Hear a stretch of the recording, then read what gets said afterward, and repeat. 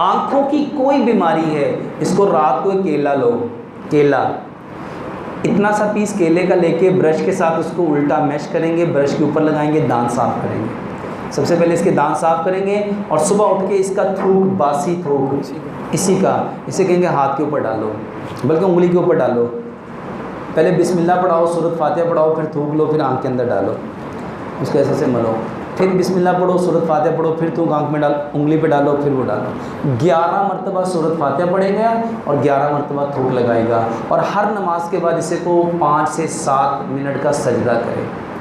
ये 3 काम करो, इंशाल्लाह आँखों की सारी प्रॉब्लम ठीक हो जाती है। सुब्हानकल्लाहुम्मा व बिहम्दिका अशहदु अन ला इलाहा इल्ला अंता।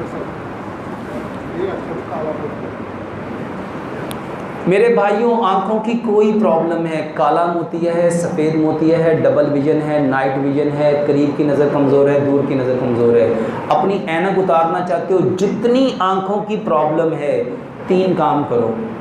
ये जितने लोग ऐनक लगा के बैठे हैं, 3 काम करो। सबसे पहला काम, हर नमाज के बाद 5 से 10 मिनट का सजदा करो। हर नमाज के बाद सजदा करोगे तो खून कहाँ जाएगा? सबसे ज़्यादा आँखों में आएगा।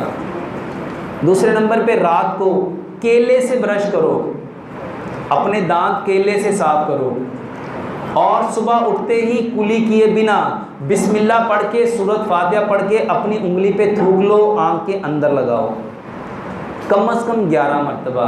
और दिन में भी अगर जल्दी ठीक होना चाहते हो तो एक दिन में 50 बार लगाओ, जितना ज़्यादा और लगाना सिर्फ उस वक्त है जब पेट खाली हो। पेट जितना खाली